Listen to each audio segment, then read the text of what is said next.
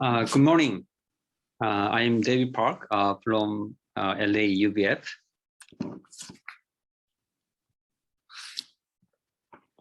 I came to the US in 2001 as a missionary.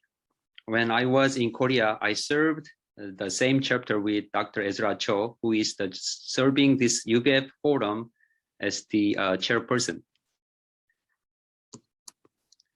In LA, the UVF, at first I served the ministry working as a social worker, and from 2016, I have served as a full-time staff. Currently, I am serving the campus, the middle and high school youth, and the second-gen college ministry with other youth leaders. Through serving the ministry, God helped me to learn about the leadership, especially about servant leadership. I'm still learning and growing about servant leadership, but I would like to share what I have learned through my studies and my own experiences. The keywords of the presentation is the Philippians chapter 2, verse 7. Rather, he made himself nothing by taking the very nature of a servant, being made in human likeness. The outline of my presentation will cover the essence of servant leadership, how to exercise the servant leadership, Jesus' servant leadership, appreciation and application of Jesus' servant leadership, and what I learned. What is leadership? Leadership is defined as the influence or power that can lead people towards the achievement of a goal. The essence of the servant leadership. The founder of the modern servant leadership movement, Robert K. Greenleaf, placed the core essence of leadership in serving. He said, if anyone wants to lead others, he or she must first serve. The main question as a servant leader asks is, do those who are being served grow as persons? Do they, while being served, become healthier, wiser, freer, more autonomous, and more likely themselves to become servants? The servant leadership has the following essential characteristics. The first, the servant leaders perceive themselves as servants. Traditional leaders see themselves as those who direct and manage the members to do their job well for the organization's goal. However, in servant leadership, the leader perceives themselves as a servant. So they think it's their job to serve the needs of the members and their growth and success. And they try to achieve the goal of the organization by serving members well. The second, the leaders, their members, as the most valuable resource of the organization. For traditional leadership, the members were perceived as the part of the resources that work to achieve the organization's goal.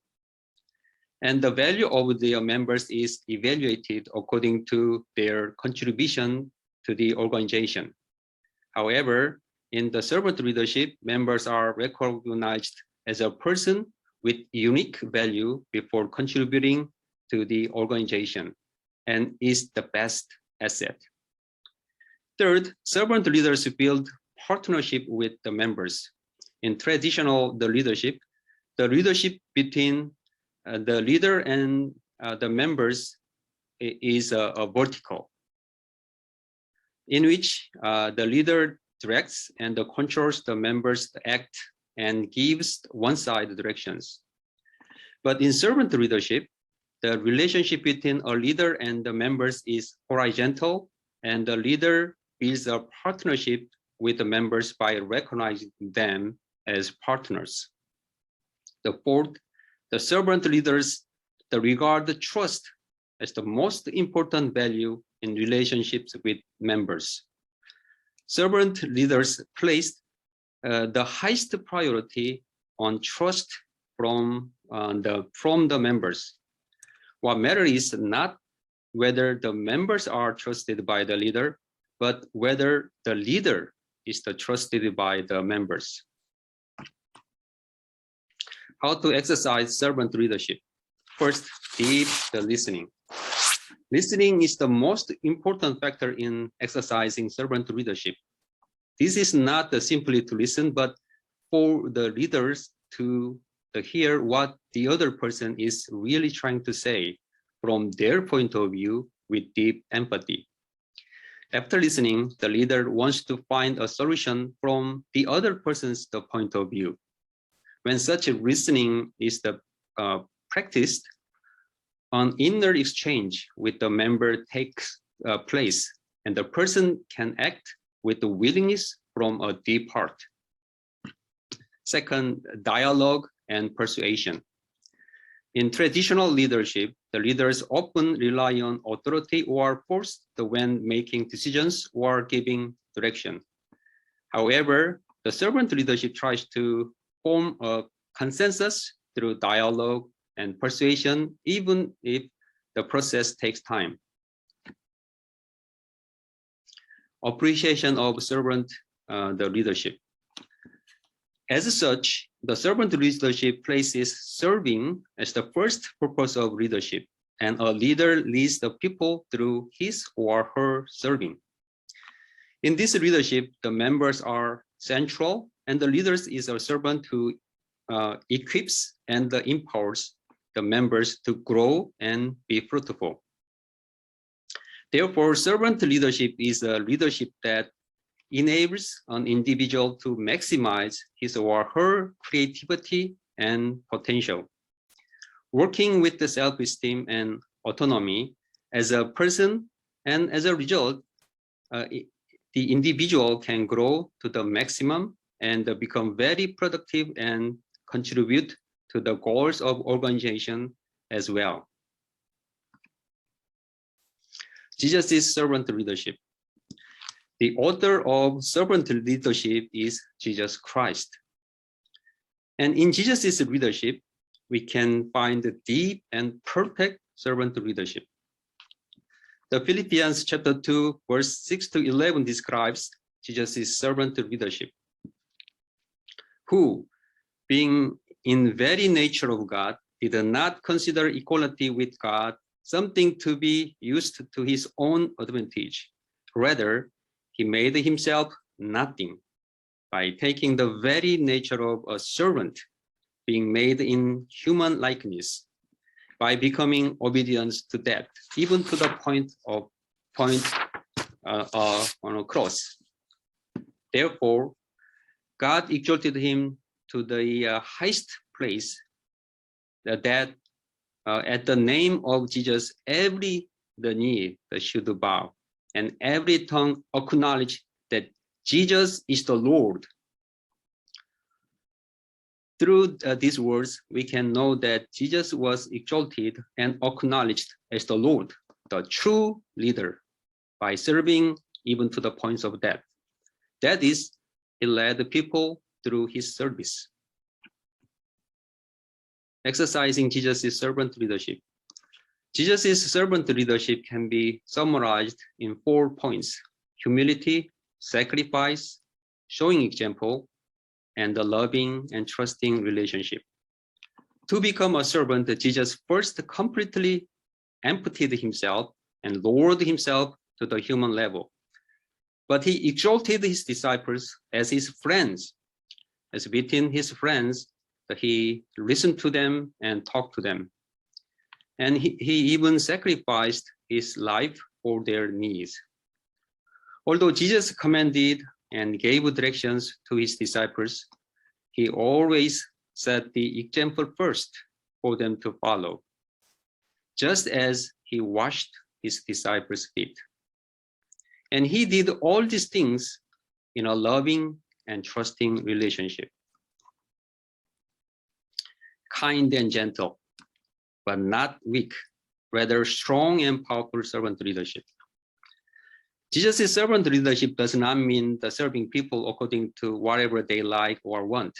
Instead, it means to serve them so that they can live the most blessed life before God and grow into a people whom God wants them to be.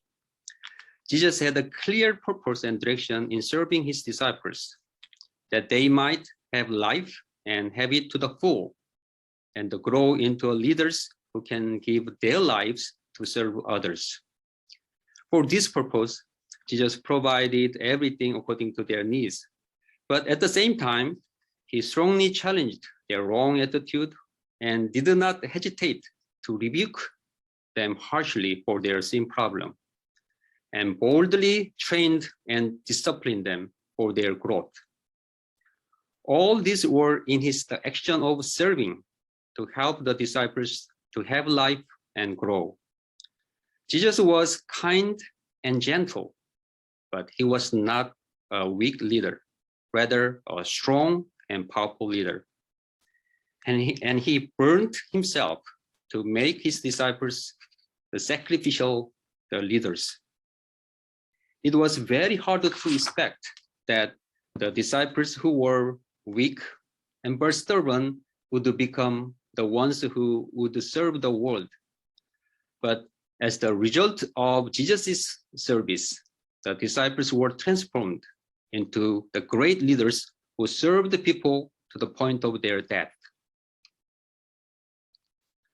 Appreciation and the application of Jesus' servant leadership. Jesus' servant leadership is the most ideal and perfect leadership. This leadership can serve any people, transcending time, generation, culture, and environmental changes.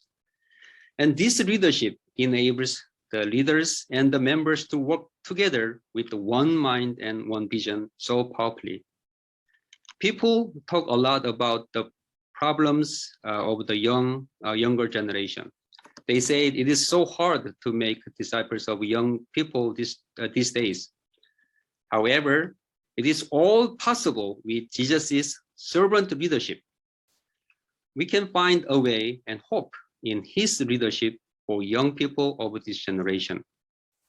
The matter is how we exercise the Jesus' servant leadership. May God help us to learn and exercise the Jesus' servant leadership deeply, so that we may raise up many the leaders among young people who can serve others so sacrificially. What I learned. So while preparing for this forum, I looked at back my own leadership and repented of my poor and worldly leadership. At the same time, I could have hope for the young people of this generation through Jesus' servant leadership. So first, looking at my leadership, I realized that I have mostly demanded members in the ministry to do work on a task-based relationship. I didn't think that much about what they might need or how to serve them to grow. Often I could see that the members were burnt out without enough power and passion, and my relationship with them was dry. But I kept driving them to do something. As I meditate on the Jesus' servant leadership, Jesus' words to Peter sounded in my heart. Feed my lambs, take care of my sheep. And I learned that the serving should become first in my leadership, and that I should care first what the members need for their spiritual life and even the practical needs and their spiritual growth. Especially for youth leaders, I realized that I need to think about how to empower them, so more than to keep asking them to do something more for the children. As I am very thankful that God has helped me to learn the Jesus servant leadership while serving the youth and second-gen college the ministry. It was challenging to serve second-gens who don't recognize authority and are self-centered. But gradually, I realized that I had to humble myself to their level to get close to them and build up a relationship with them.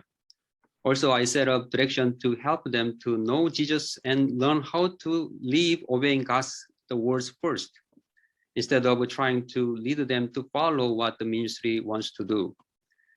I made an effort to talk with them, even when I felt discomfort, embarrassment, and even the humiliation, and listened to them, their complaints, and even criticism. And I prepared environments where they could spend time together and visited the places, driving cars to the ocean, the river, and the mountain.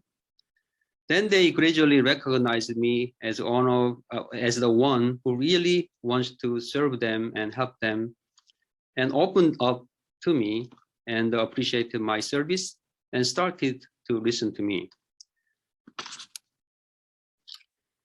And later I realized that they also try to serve some work in the church and even to help younger second gens through one-to-one and other ways. At the end of the last year, I prepared the retreat on the mountain with other co-workers for second-gen college members, despite some difficulties. And through the retreat, one sister who was having a spiritual crisis met God, newly restoring her faith in God and changed significantly. Now she has a strong desire to serve the ministry together. One other, the second gen, the brother suffered for many years from drug addiction. His parents helped him with love and patience and the prayer. And I helped him through the Bible study. And he finally decided to quit the using drug this year and overcame it. He shared a beautiful life testimony for last spring's conference, which moved all attendees' heart. And now he has a vision to help many young people who are suffering the same problem. Through such experiences, I realized that Jesus' servant leadership that shows humility, sacrifice, showing example, and trusting and loving relationship can help young people to be changed, even to become the leaders who serve others sacrificially. Now the servant leadership level is still at the beginner's level, and the fruit I am seeing is the little. But God shows that Jesus' servant leadership has a great power to change anyone. So I pray that I may learn Jesus' servantship more deeply so that I may build up a powerful, working relationship with members in the ministry and raise many sacrificial leaders among young people of this generation. Thank you.